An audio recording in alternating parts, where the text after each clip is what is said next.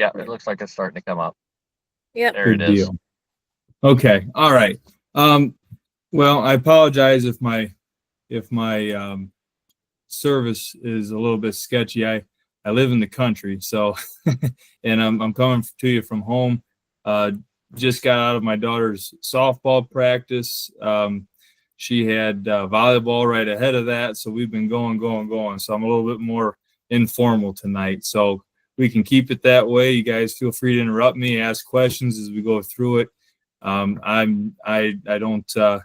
It works better if we've got interaction. So I've got my presentation. I've got what we can go over for information. But as always, I'll answer the questions you have. So my name's Kurt Leber. I'm a district director with the Farm Service Agency. I service Northwest, North Central Ohio.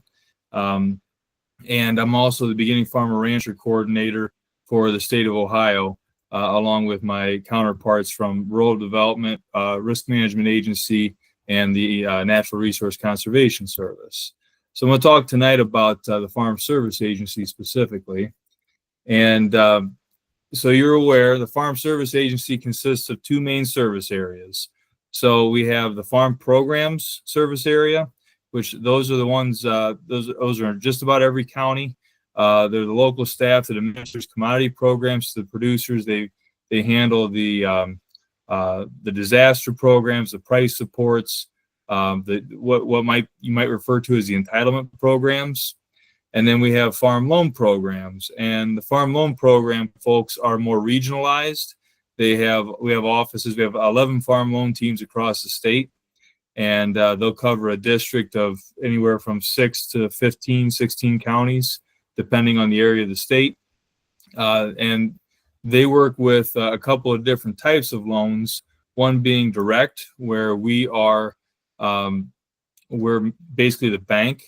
We make the loan, we service the loan, you pay the loan back to FSA, and then we make guaranteed loans, where guaranteed loans are where the government backs a commercial lender. So we look at an application from a commercial lender and basically underwrite that for them to offset some of the risk on their portfolio. Either way, our goal is to increase funding availability to agriculture in the communities. So getting a little deeper into farm programs, provides support for rural America, as I noted, through price support, conservation, disaster assistance programs. If you've paid attention at all to what's been going on lately, we've got ECAP is our big one that hit here about a month and a half ago. ECAP is a program. It was an ad hoc program that was authorized through the continuing resolution that happened back in late December, and we've rolled that out already. So within 6 months, we had that completely rolled out. 85% of the funds are rolled out from that program already. They're already talking about additional disaster aid programs to livestock producers from the droughts we had last year. So we're waiting for some of that stuff to come out. We also have the avian flu that's going around. So there's a lot of focus on that as well. So those type of programs are what's administered through one of our offices. When you talk about farm numbers, we are the keeper of the USDA's farm records. So when you register for a farm number, you're coming to one of our offices. When you report your planting dates, when you report your harvest dates, if you're in a program that requires that, that's where you do that, is with FSA. Even if you're participating through like NRCS, you come to FSA, get your farm number, sign things up, check your eligibility paperwork, make sure that you have highly erodible land, wetland determinations done if necessary. We're the ones that handle all of the eligibility criteria. So real important there. Price support wise, we have, again, ARC and PLC are the meat and potatoes, I guess you'd call it, the mainstay program within the Farm Bill. That's the major price support program. There's triggers they're focused on the main commodities, the major commodities that are traded within the United States, and corn, soybeans, wheat, cotton, peanuts, and the like. and there's other programs that help with different types of minor grown crops, but that is the main focus of the major program in the Farm Bill. We have the Farm Storage Facility Loan Program. That can be utilized for hay storage. That can be utilized for grain bins. That can be utilized for equipment, certain types of equipment if it comes to grain or material handling, cold storage. We can work with reefer trucks. We can work with all types of stuff, skid loaders, things like that, depending on what it's being used for. We can utilize that Farm Storage Facility Loan Program. The Dairy Margin Coverage Program, it's exactly what it sounds like. It's a program designed as like a gap insurance almost.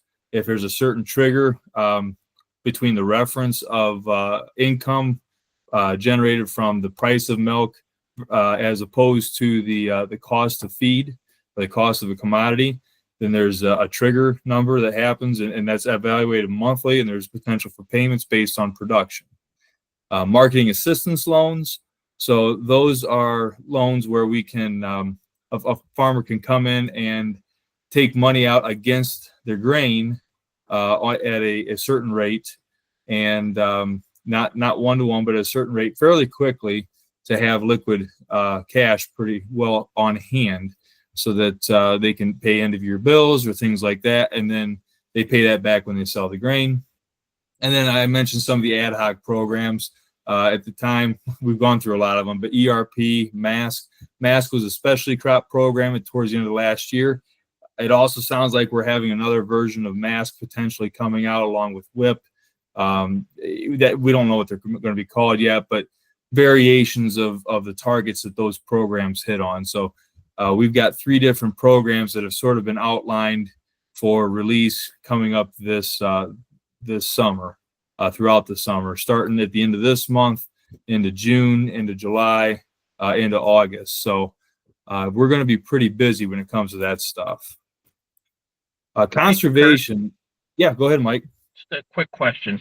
The farm storage program loan, is that a direct loan through FSA, or would that be through a guaranteed loan through a commercial provider? So that's the one thing that's going to be just a little bit confusing to how I laid everything out, because that's actually run through CCC, which is the farm program side, even though it's called a farm loan. And it's actually more of a reimbursement loan. So you do have to either have your project or your equipment purchase done quick enough that we can get the money to you, or you have to be able to carry it. So if you're doing a larger project, you'd have to be able to carry it somehow, whether it's through a short-term loan or whatever, until the project's finished. Equipment is not as big of a deal. You find it, purchase agreement, we close it, move on.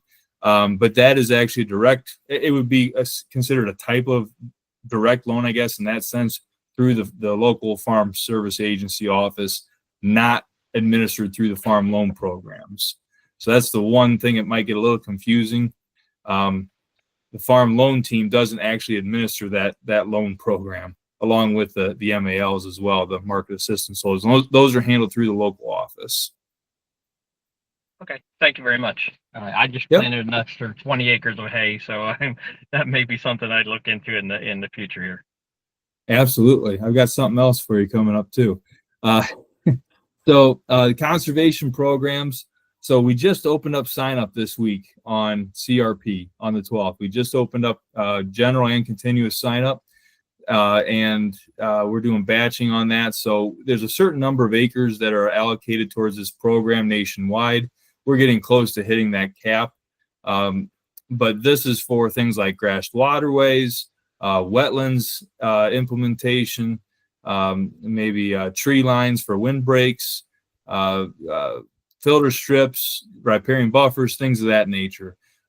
There's a few different types of programs. CRP is the main one there, but within CRP, we also have, if you've heard of CREP, if you're in a certain targeted watershed, like the Lake Erie watershed or the Scioto River watershed, we have specific CREPs that are designed to focus on practices that are most beneficial for those watersheds. We have the Conservation Steward Program, CSP, that's more through NRCS. That's a ranking like an incentive based. So if you do this practice, you get more points for it. It's a competitive bid process, more or less, for getting into that program. Equip is also that's kind of an interesting program, especially if you have livestock, because we can use that for things like fencing, and that's through NRCS, but it's in partnership with FSA. And then, as I mentioned, CREP within the CRP program. So again, we've been on pause with our new enrollments and our re-enrollments on CRP for since last October 1st, and we just opened that up. So the floodgates are kind of going on now. So yeah, Lou, I see you had your hand up.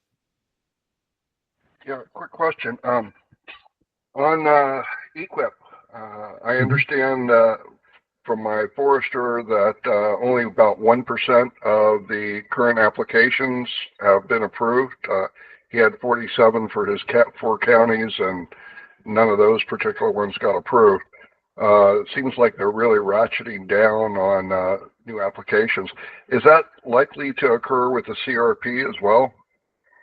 Well, it's a good question, because I again, EQIP's more administered through NRCS. So I'm not as certain about what's going on with their funding and such. But with CRP, like I mentioned, we do have a cap of 85 million acres nationwide.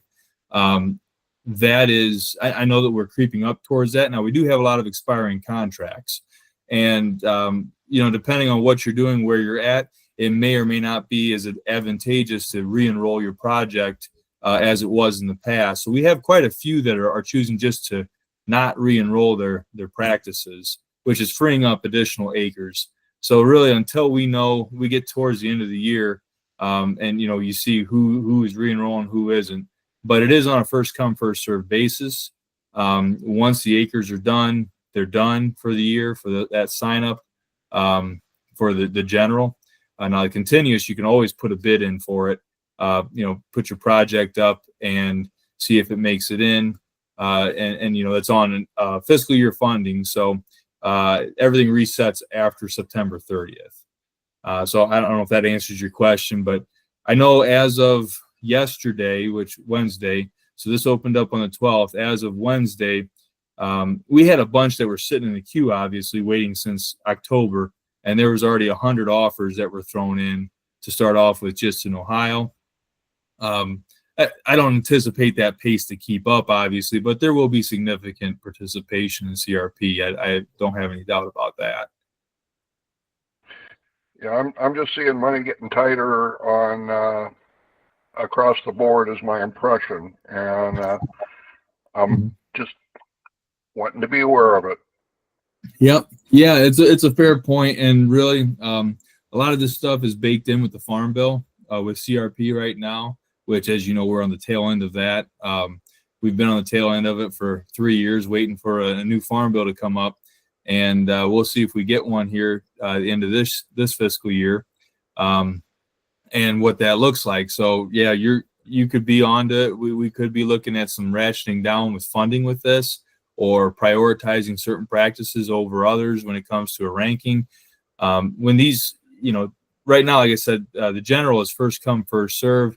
If we get into a bid process with rankings on the general sign up, we'll see what that brings, score wise. Typically what they do is look at acreage and tell us where the cutoff is for scores. Everybody above that score got in, everybody below that score didn't. So we'll see where that plays out. But as of right now, the funding and the acres are built into the Farm Bill. So that's a great point. All right. So then we'll advance the slide. If it will advance for me.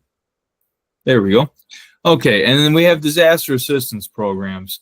So, Michael, this is where you talked about you put hay in. We have the non-insured crop disaster assistance program. This is a great program to assist with crops that you can't get federal crop insurance on. So your hay crops, your fruit trees, strawberries, things of that nature. If you're growing green beans for contract, things like that, pumpkins, That is it's a really good program for helping with insurance where you really don't have the availability of federal crop insurance. This is a insurance program for those crops. So that focuses on actual production losses. If you skip down, we have the TAP program, which that is for trees, grapevines, things like that, woody style plants. That actually goes to ensure the plant itself and the plant health. So NAP covers the production losses. TAP covers the perennial plant itself. I mentioned WIP Plus. That was out there for a few years. It sounds like a version of that might be coming back.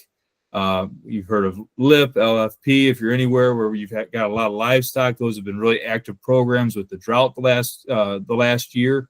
And ELAP. ELAP's a big one again with livestock areas. Also, honeybees is where that comes into play quite a bit in Ohio. So that can help protect against things or assist when you have things like colony collapse with your honeybees. So that kind of encompasses the farm program side of things. Really broad spectrum on that. But when you get into farm loan programs, again, kind of, I've got the mission statement up there off the website. It's basically we're trying to support farmers, agricultural producers, where they're at as they're established, and keep that in mind as we go through this. I know this is a new farmers presentation, veterans focused. A lot of these programs are tax funded, and so they are, and have been designed in the past to support established operations. So it does make it a little bit tricky when we're trying to talk with new producers about how to get in, because a lot of these programs are designed for people that are already in. So it's two different things. It's important to know what's available to you when you're putting your plan together once you're operating. But there are a few things that can help you when you're getting started up along the way. Farm loan programs is a great one here. We do have, like I said, the direct and guaranteed loans. The direct loans are going to have a few more hooks in them, a few more things to look at for eligibility, because, typically, I need to preface this by saying that we as direct lenders with FSA, we do not compete with commercial banks. Okay, we're not here to say we can beat the ag credits, the farm credits, the banks of the world. We're here to supplement and fill the gap where they can't touch. So it's important to keep that in mind. That's one of the criteria to work with FSA directly, is that a bank can't either do the entire project or can't do it at all. The guarantees, again, that's made and serviced by a lender. You work directly with the lender. The lender comes to us to help offset some additional risk you may have, a ratio that doesn't line up quite right, and then we can give them some more flexibility in their lending practices. So it's a really nice relationship we have working with the lenders in our communities. Again, back into eligibility. For guarantees, they're a little less stringent because the lenders come to us saying, hey, this is pretty good credit, but it's not quite to our standards. We need to get a guarantee on this so we can get it over the top. That test for credits involved. Our goal with direct loan programs is to get you into commercial credit. Our goal is to pair you up or work you to a position financially where you can go get that commercial credit. And part of the reason you'll see here in a slide or two is we have things called loan limits where we can only go up to a certain amount of dollars aggregate. So as your operation will grow, we don't want to hem you in by our having just FSA to lean on. We also have term limits. So if you're getting an ownership loan, you have a 10-year window to obtain an ownership loan from the first time you get your first ownership loan. You have 7 calendar years in which you can obtain an operating loan or a term operating loan. So in that time, we're trying to get through supervised credit. We used to call it supervised credit. Now we call it progression lending. we change the vernacular all the time on stuff to make everybody feel better about what we're doing. I think supervised credit does a really good job of it, but it's progression lending now. So progression lending, we are working to get you to a place financially to where you're appealable to a commercial lender and they can be your partner, because to be quite honest, it's a lot easier. I shouldn't say a lot easier. It's a much more streamlined process most of the time working with a commercial lender. So again, direct loans, we break those up. Yeah, Michael, go ahead. Looking at credit, or not credit, interest rates. Yes. It seems like FSA usually has quite a bit lower interest rates than a commercial lender. So, why would I want to qualify for a commercial loan if I could get a 2% lower interest rate through FSA? So it's a great question. Again, a couple of restrictions we have with FSA is the amount of money we can lend. So, and you'll see, again, I think I have a slide or two ahead here that gives them out, but we have, so especially when it comes to real estate, our max aggregate loan amount is $600,000 for farm ownership loans. So if you're buying, a bigger piece of land, that may not get you there. So we need to bring somebody else in to work with you on that. And we have some programs that work really well in symbiosis with commercial lenders. We do have supplemental interest rate. Now, keep in mind, that is taxpayer funded as well. And it's in place to try to meet the needs of that marginalized, startups, young beginning, maybe in some financial straits and need some additional help to get back on solid footing. So that's the investment that the government is making in that sector, is that reduced interest rate. So our job is to sift through and the eligibility criteria and make sure that we are getting that money to the right people, because we do have pools of funds. We've been very fortunate the last 5 or 6 years. Congress has funded our programs fully. We haven't had to wait on funding. Years past, we'd get to about this time of the year and we'd start hearing about, okay, funding's starting to get tight, and maybe we'd have to put it on a funding list until they pooled funds from other pockets of loan funds, and then they'd obligate everything else. So it's kind of a few reasons why we guard it that way, I guess, because that's the design of the program. Now, you obviously, we've got ways to partner you with commercial lenders and still utilize farm loan programs to help offset some of that interest sting.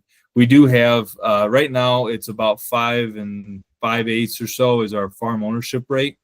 And that's for long-term assets, real estate improvements, buildings, stuff like that. So that's a couple points below the commercial rate at least. Our operating notes, they're around high 3s, low 4s. So again, much better than a commercial operating note right now. The disadvantage to one of our operating notes is that it's not a line of credit. Okay, so it's an annual operating loan, which that means that we make an obligation. This is part of the reason we do this, is because of the way we're funded. We make an obligation at the beginning of the year, and if you need to, and that obligation pool goes down as you use it.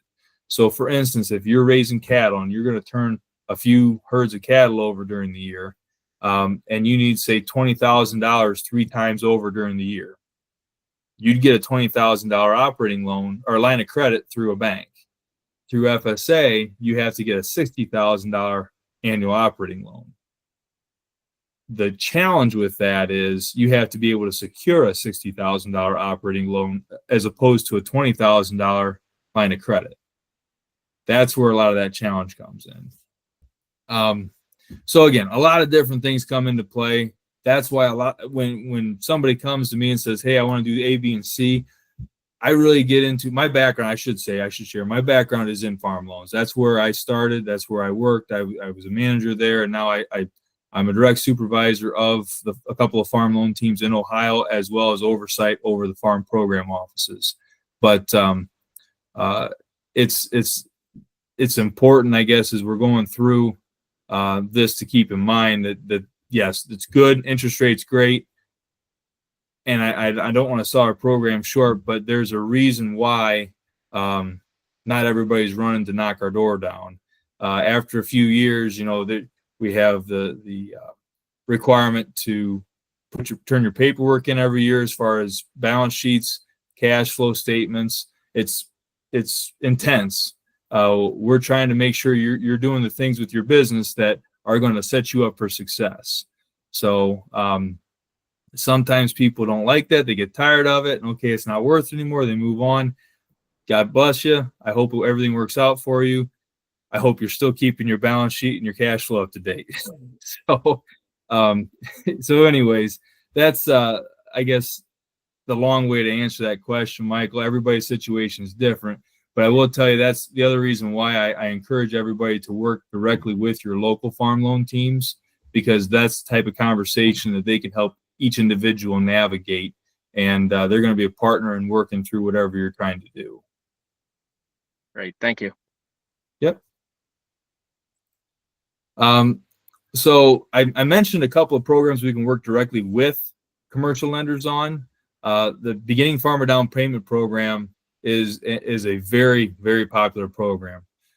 So this is available to beginning farmers, qualifying beginning farmers, veterans, and socially disadvantaged applicants.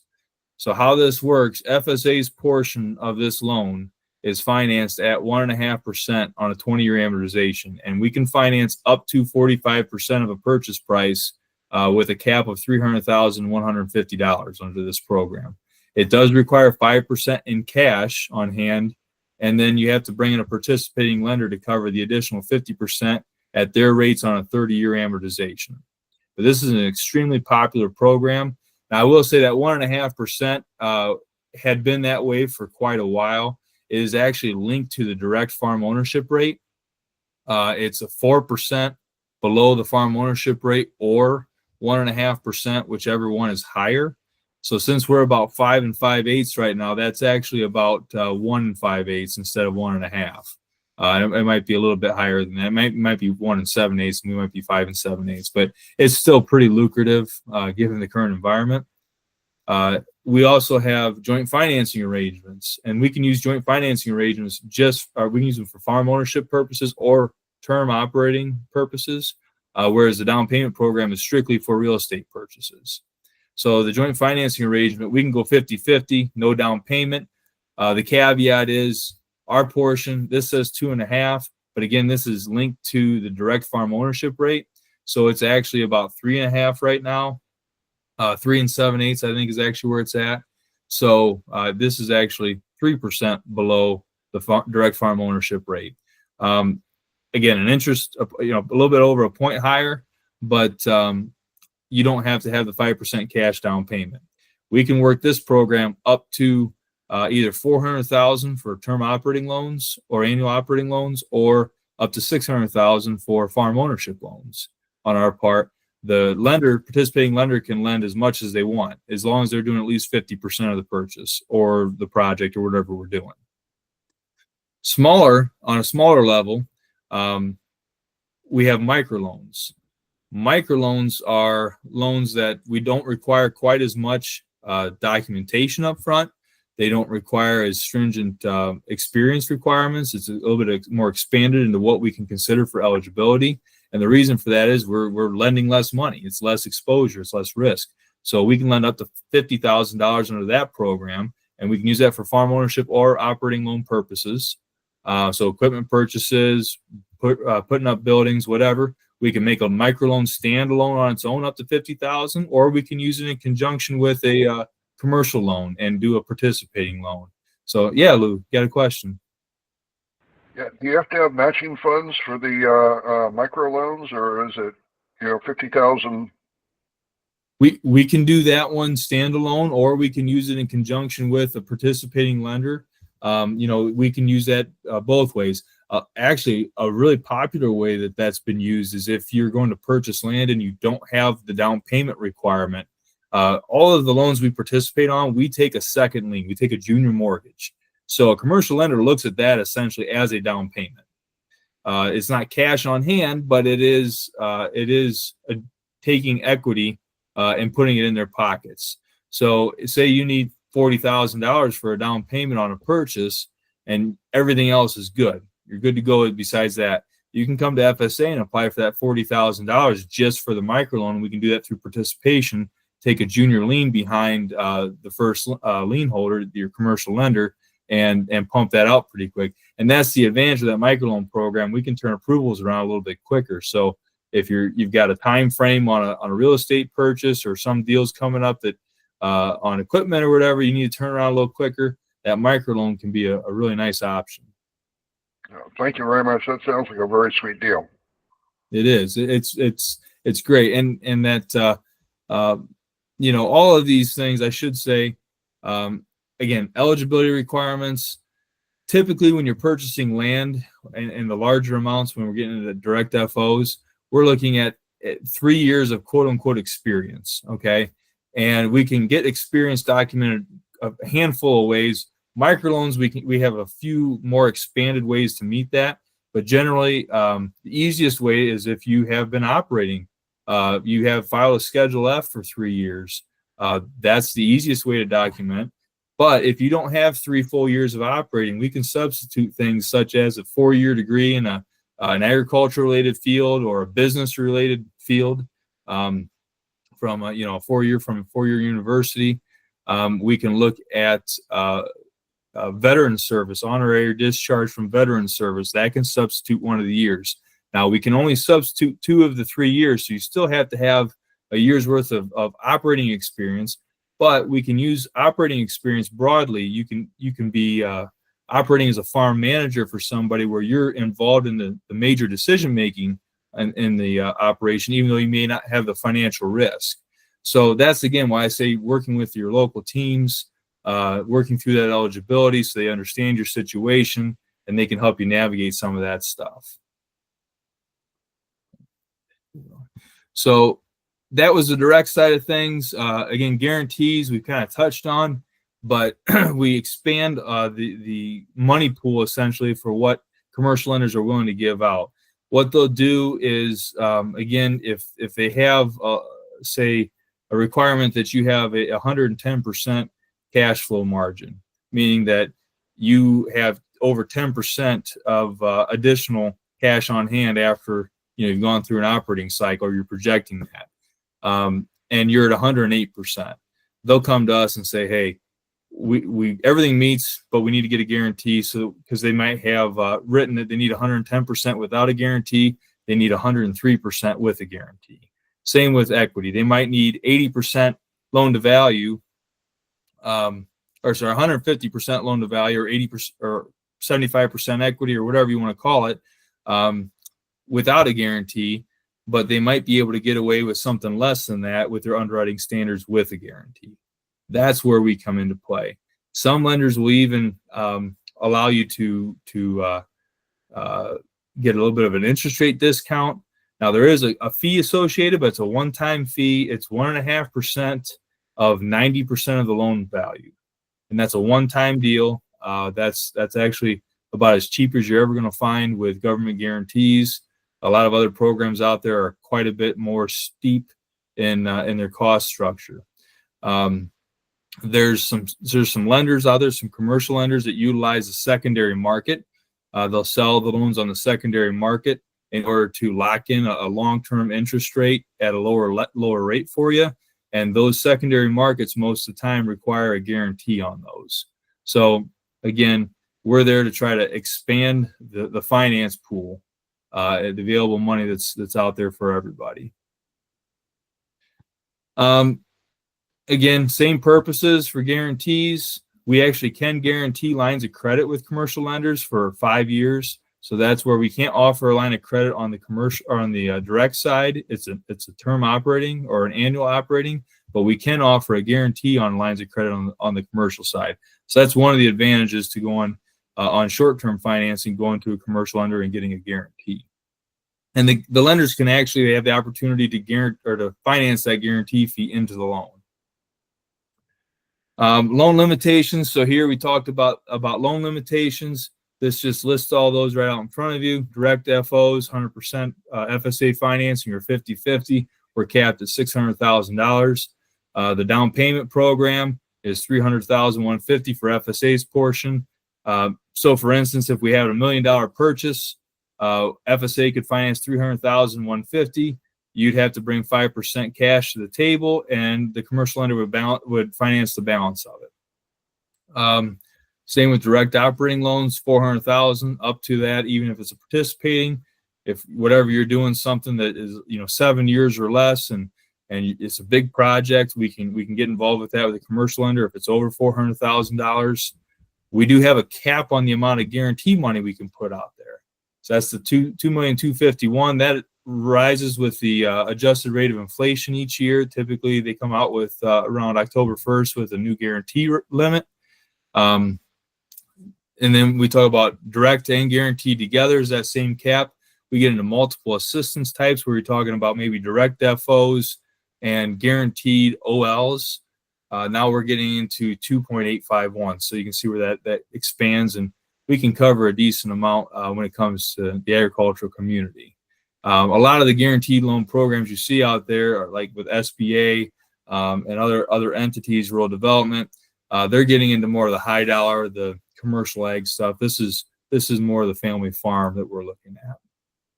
So that's kind of what I had. I do want to point you to farmers.gov. If you've not been on that website, it's a phenomenal resource.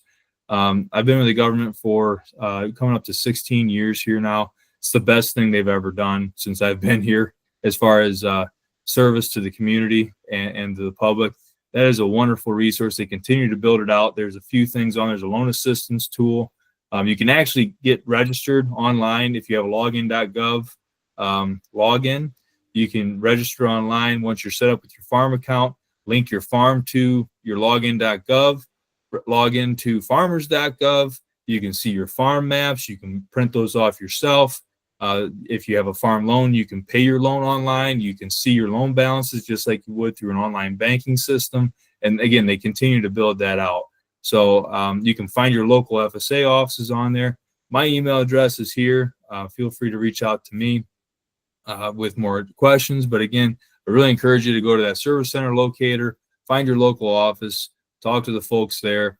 They're set up to help you at the local level. And if I could take a quick second just to plug my counterparts with Natural Resource Conservation Service, or NRCS. They serve as our technical resource in a lot of our programs, especially with CRP. They're the ones that are assisting with getting the information to us about what is necessary for engineering plans, doing the site assessments, the needs and feasibilities, things like that. They really help support what we do. Where we're executing the contract, they're getting into the technical stuff. Again, they have some of their own programs there too, such as EQIP. The Risk Management Agency, they handle the federal crop insurance programs. The federal crop insurance is actually administered through private crop insurance agents, but they are supported through the Risk Management Agency, and they handle the federal subsidy that goes into that. So you can see the agency locator there. You can Google search that through RMA, but it's a substantial lift they do. They're not really a public-facing agency as much as NRCS and FSA are, but they do a great service for the agricultural community. And then rural development, and if you study the history of the agencies, rural development's got a real close lineage with farm loan programs, but they actually have the housing loan programs through the USDA.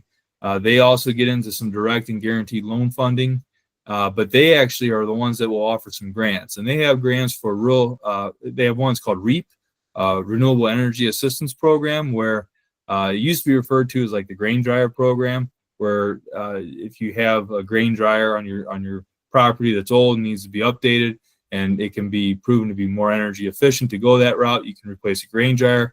That's been expanded to lighting,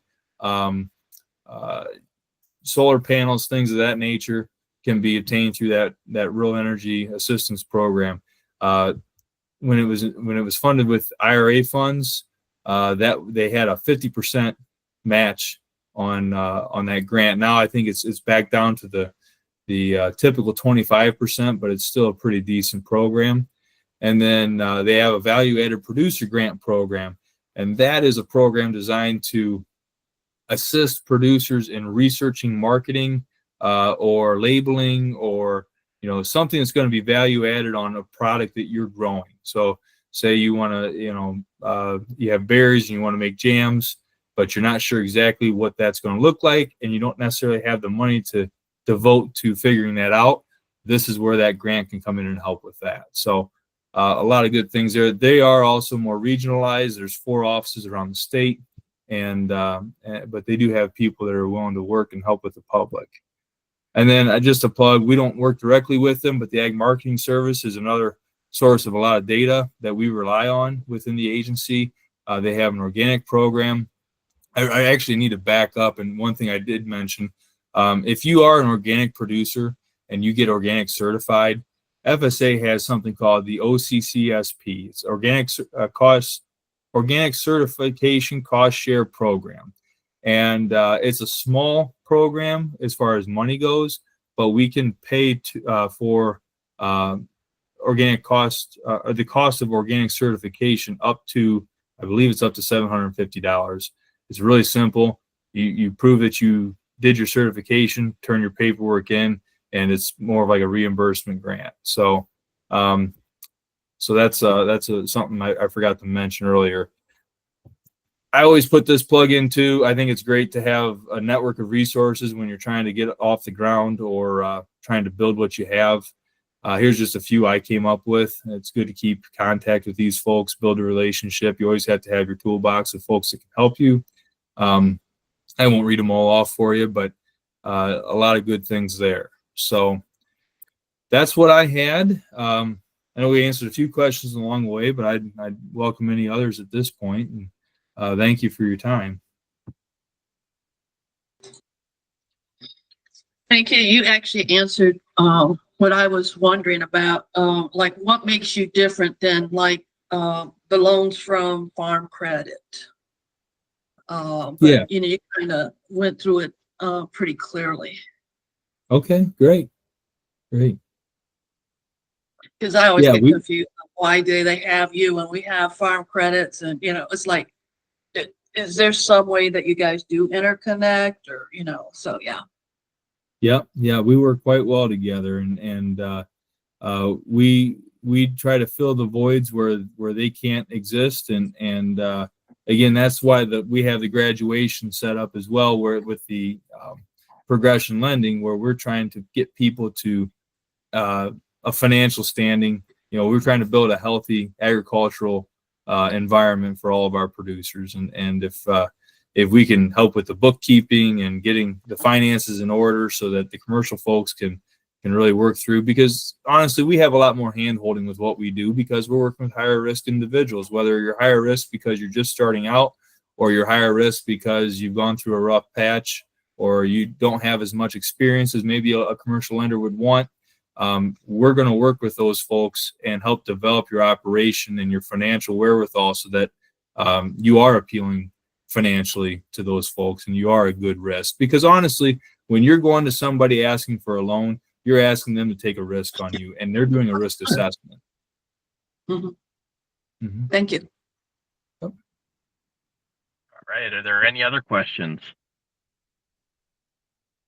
All right, Kurt, I really appreciate you being here tonight. The old joke is from the government, I'm here to help. But I tell you, I've not had a bad experience with my county FSA office up here in Ashtabula County or NRCS. They've been great at answering questions and let me know when like ECOP came out. They called me like the day after it came out and said the funding's coming, fill out your paperwork, and here, let me help you do it. So appreciate it, Kurt. And yeah, you got a good group up there with Jenna and her bunch. So yeah.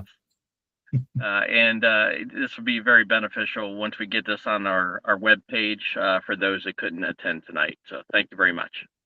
Absolutely. Thanks for having me. We appreciate your time. Thanks. Thanks, Kurt.